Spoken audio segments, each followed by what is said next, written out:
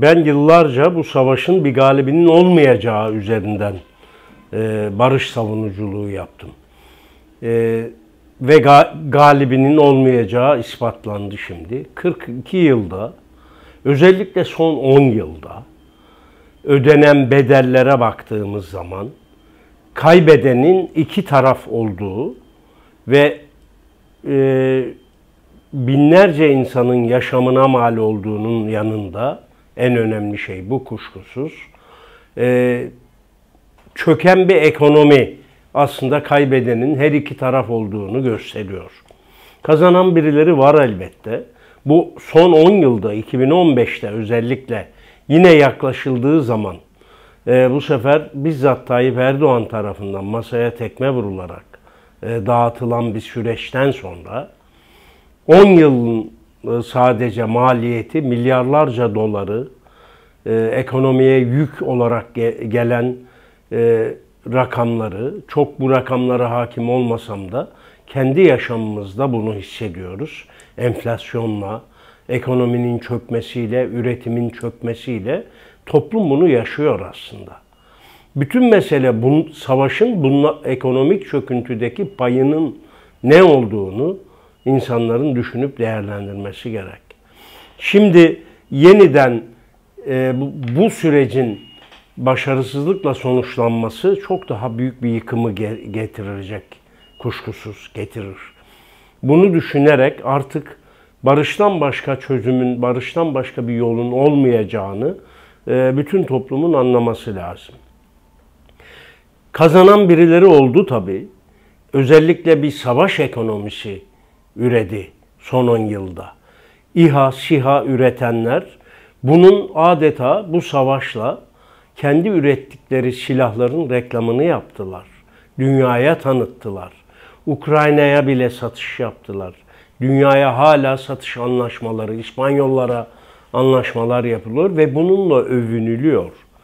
Yani silah üreten emperyalist devlerle bu alanda yarış etmek zaten mümkün değil ama daha ucuza satarak bir pazar buldukları da kesin. Kazanan bunlar.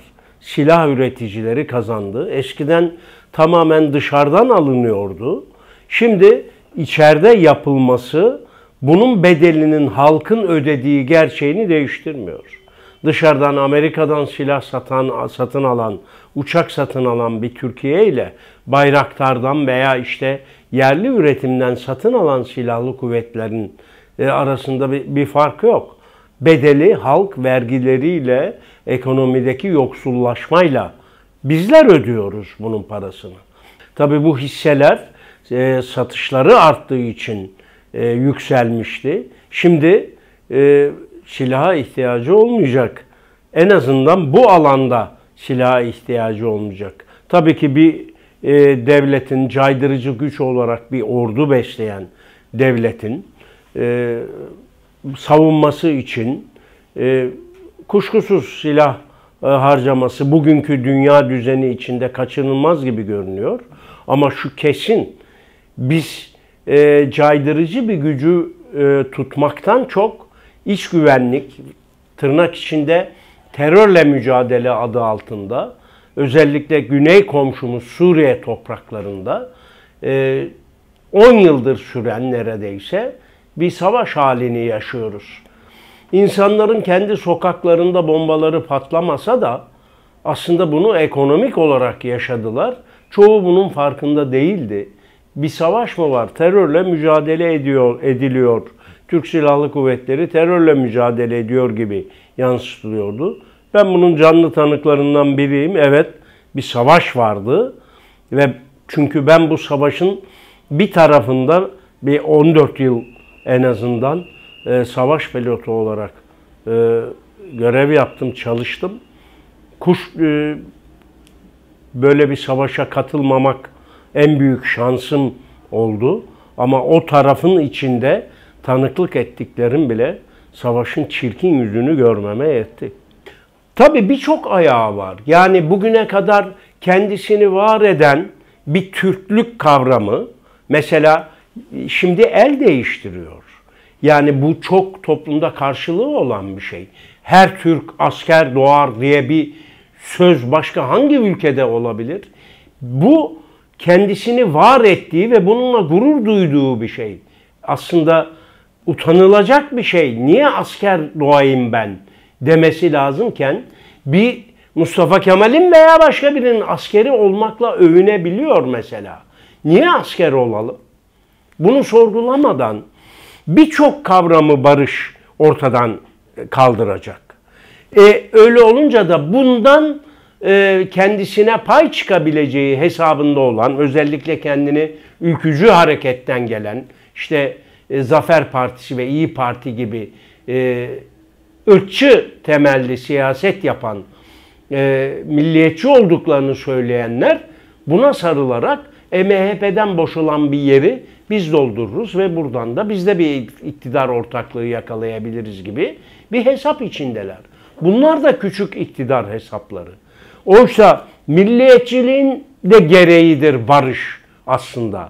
Çünkü anti-emperyalizmin gereğidir barış. Emperyalizme burada müdahale etme, burnunu sokma, Türkiye'nin iç işlerine karışma fırsatı veren şeyin kendisidir savaş. Kürtlerle Türklerin birbirini boğazlamasıdır. Bunu ortadan kaldırdığınız zaman birçok kesimin, özellikle ırk temelinde siyaset yapanların varlık zemini kalmıyor. Tabanlarının altındaki zemin ortadan kalkıyor. Onlar bunun telaşındalar. Ama büyük çoğunluk da bu sürece karşı çıkarak aslında savaşın taraftarı olduğunun farkında değil. Peki ne istiyorsun sen? Devam mı edelim birbirimizi öldürmeye? Dediğimiz zaman kalıyorlar böyle. Hayır, ben savaş istemiyorum. Ama yaptığın ne? Barış sürecini baltalayan her girişim savaşı bu ülkeye yeniden dayatan bir rol oynuyor. Bunu fark etmeleri lazım. Bu da tabii sadece Kürtlerin, DEM Parti'nin veya işte barışı savunanların yapacağı bir iş değil. Bunu topluma anlatarak ancak demokratik bir ortamda yavaş yavaş, adım adım ilerlenerek kardeşliği, eşitliği sağlayabiliriz. İşimiz yeni başlıyor diye düşünüyorum ben de.